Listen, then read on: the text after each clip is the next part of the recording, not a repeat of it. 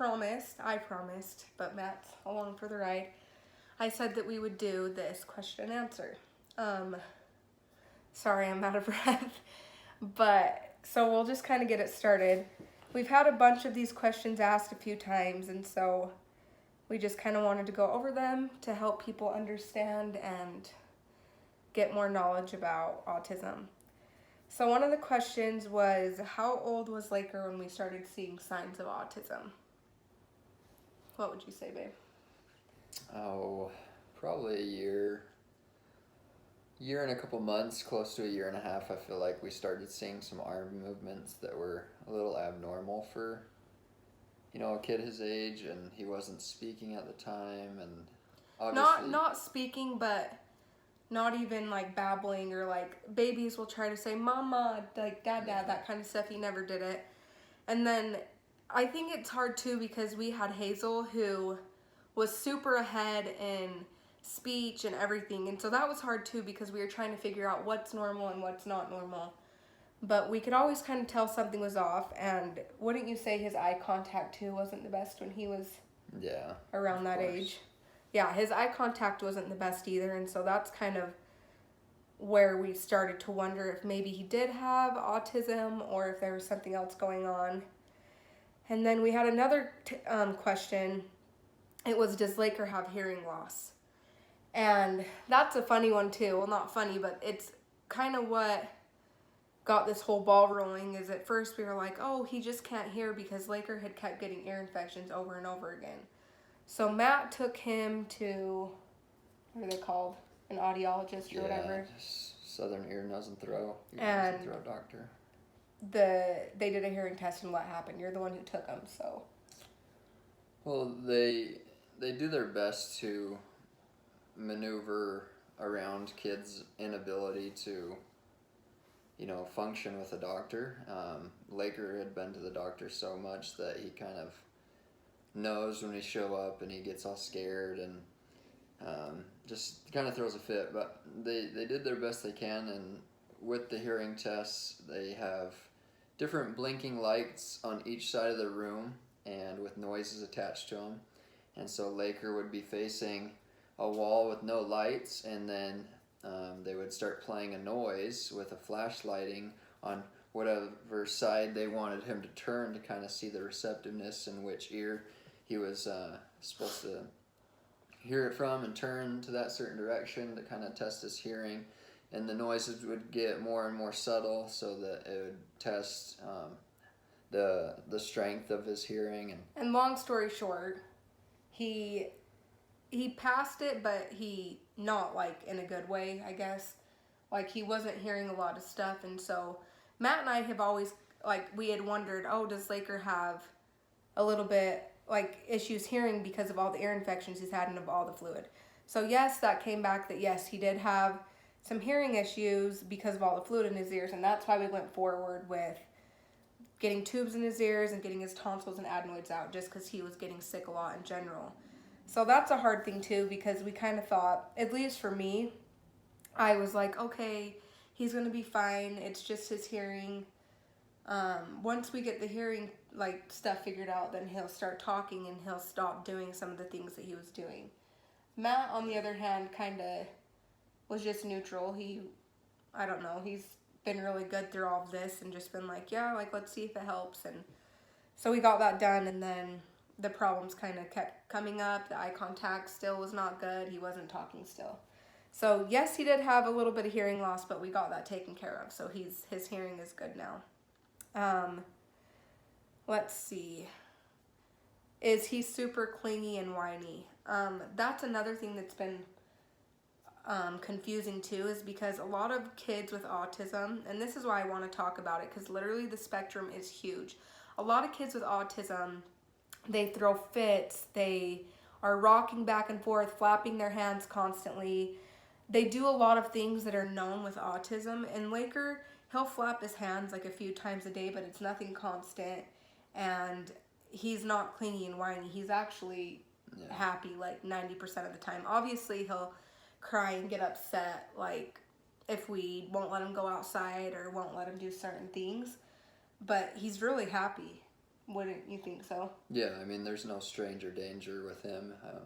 He's very comfortable with himself and kind of just does his own thing, and so he doesn't necessarily need to be around us in specific or anyone that he really enjoys being around. He is just content with life.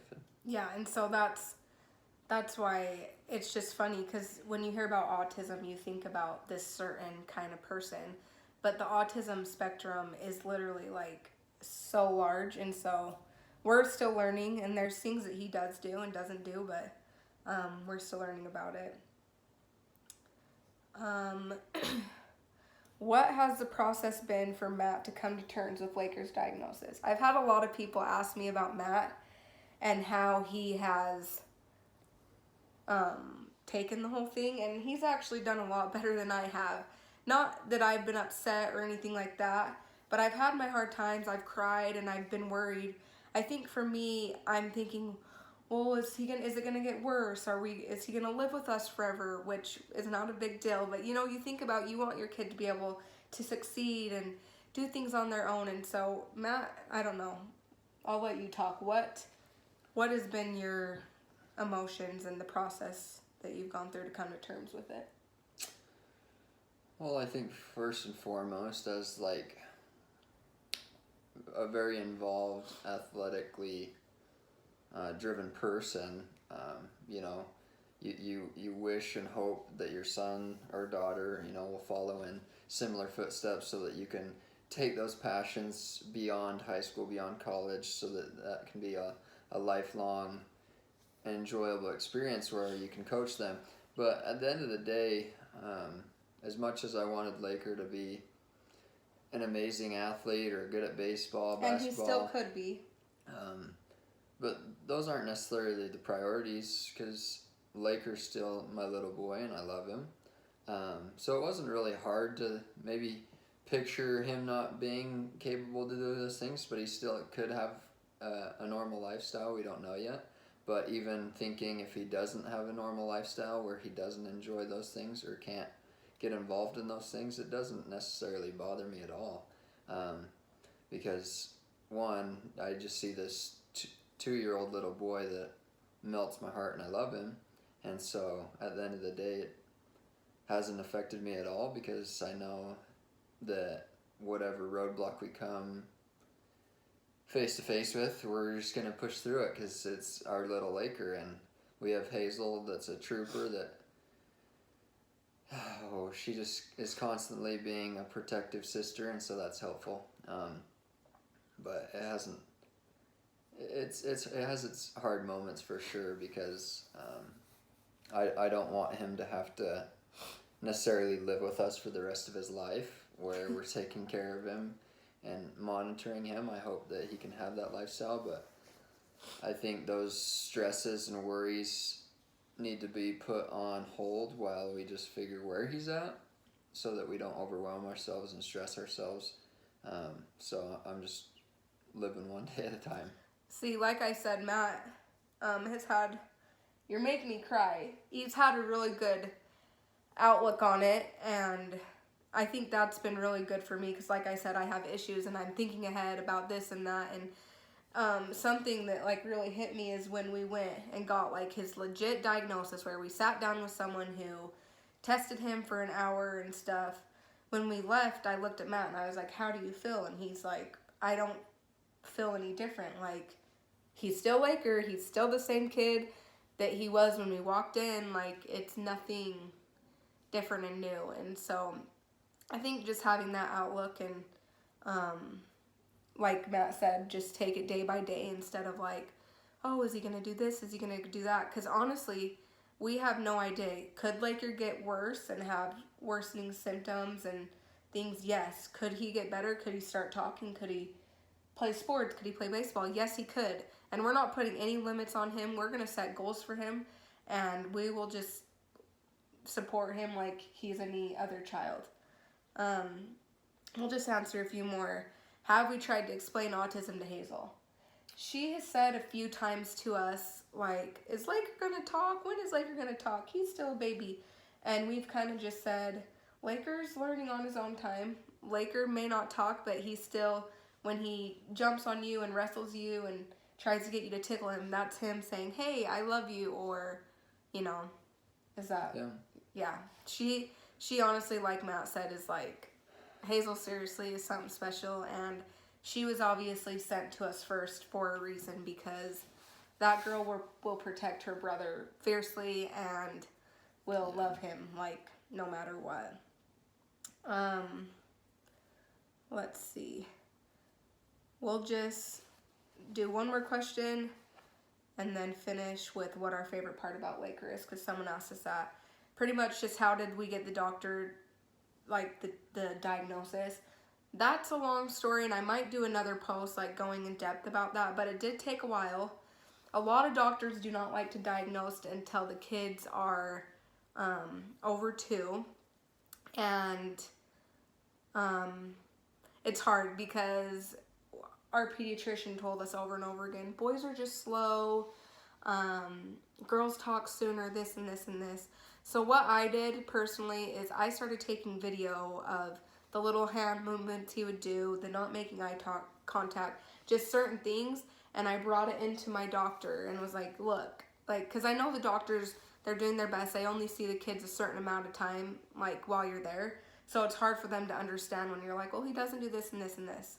But I'm going to go and we'll do another video explaining that whole situation, because it was kind of long and frustrating. And then last part, just ending, what is your favorite thing about Laker? I mean, the kid is about as cute as they get. If you guys have ever seen pictures of him. And honestly, it may be biased, may not, I don't think it is, but at the end of the day, it's pretty rewarding to have any type of kid, autism or not, be able to cuddle you like he does. And that kind of answers the question earlier, is he super clingy?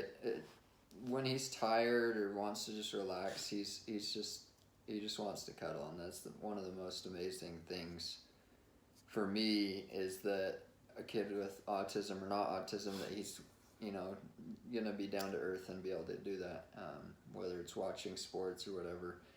He just kind of likes to be with someone. He loves his dad. And so that my favorite part about Laker is just his. In fact, it doesn't matter who you are, he'll cuddle you. Home teachers, whether it's probably not doctors. He doesn't like doctors. Yeah, he's not a fan. But no, he's just a lover. He's a big time lover. I think my favorite thing is ever since Laker's born, he's just had this special spirit about him.